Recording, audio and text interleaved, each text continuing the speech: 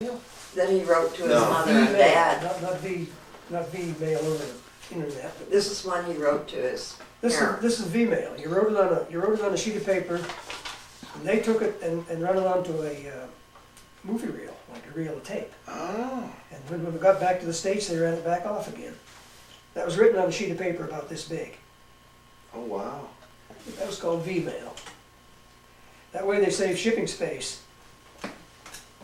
They save shipping space on mail. They could put thousands of letters on a reel, and when they got them to the States, they run them back off again. Wow. No, that's something I didn't know. That's V-mail. It was called V-mail, Not to be confused with email. and it was free. Oh, wow.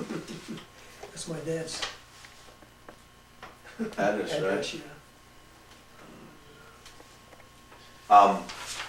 After the war, about how long were you in the occupation?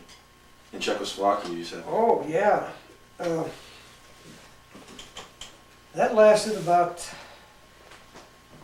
let's see, the war ended May, no, it was still October. Okay, so... In other words, I spent a birthday on the ocean going over. I spent a birthday in the war zone, and I spent a birthday on the boat coming back. Oh, wow. 2 years. 2 full years. And after you got back, did things pretty much return to normal?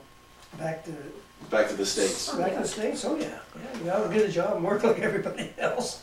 Was there a lot more jobs after you got back than I when you believe it left? was better, yeah. When we came to Erie, my cousin and I just decided to go out looking for a job. I was working in the coal mines at the time. Near the DuBois area? And we was headed for Niagara Falls because he had worked there before the war. Right. So we was going to Niagara to get a job. We stopped in Erie and we pulled in over at Kelso Park, to Waldemeer. We pulled in over at Waldemeer and we was towing a little house trailer, about a little 12-footer. We pulled in over there and parked it, went down to the beach to clean up a little bit and come up over the bank, and we stuck our head right in the middle of Waldemeer Park. So the next day we came out in a little restaurant out on this side of town. And there was a fellow told us, we told him he was looking for a job, and he said, "Why don't you go over to GE?" He said, "They're hiring." We did. We went over the next day and went to work the next day. Oh, General for Electric. General Electric. Stayed there 35 years. Wow. And then you just moved right up here? It was 2 years before we got married after I moved up here. Right. Although we were engaged for that 2 years. Wow. So we got married and settled up here in Erie. We lived in town in an apartment for a couple of years. And moved out here to the country, bought this acre, and a load of blocks and a load of lumber, and went to work. We built this place ourselves. Well, I thank you very much. We never had a mortgage. Because you built and bought the land. I thank you very much for your input.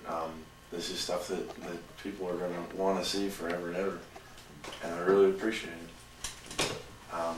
There'll be some additional materials that come along with this, such as a day-by-day report on his way through the occupied territory, and in addition to that, I'd like to eventually duplicate this map. You can do it if you try. Oh yeah. Well, I'm thinking I might get another map and just try and do it myself. Oh, get one map in France and in Germany also. Right.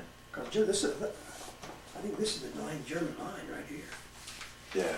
This side is Germany, this side's France. Of course, Belgium's in here too. Yeah. Right Right here. here, yeah. Comes out of here. That's good.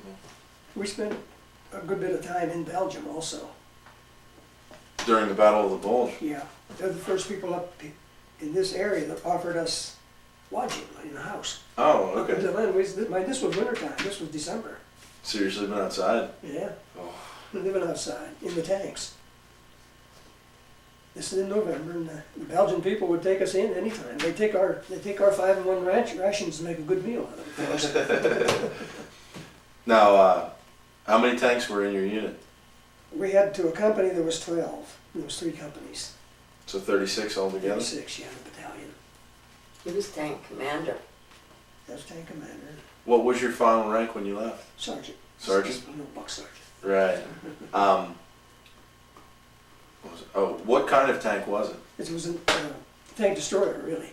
It was built from a tank, but it was stripped down and had open top turret, a bigger gun, a faster motor. Right. In fact, the first one was called an M10, and it was powered with a twin diesel, six-cylinder diesel engine. Right. So it was an M10 that was modified The to. M10, it was modified from a Sherman tank, Oh, okay. and then made into a tank destroyer, Um, which was structured different, had the same chassis, but same weight, same armor, but it was structured different. They called it a tank destroyer rather than the tank. And you fired armor-piercing shells rather than high explosive Both. stuff. We had both. We carried both. Ah. And this little write-ups I gave you will tell you how many rounds we fired each day and how many we got back. And but it's all there. I guess one real final question that I'd like to ask, and I'd like to get both of your opinion. The whole situation, from the Depression into the war, how do you think it changed you personally, and how do you think it changed America as a whole? Well, You can take your time. yeah, gives you a little more,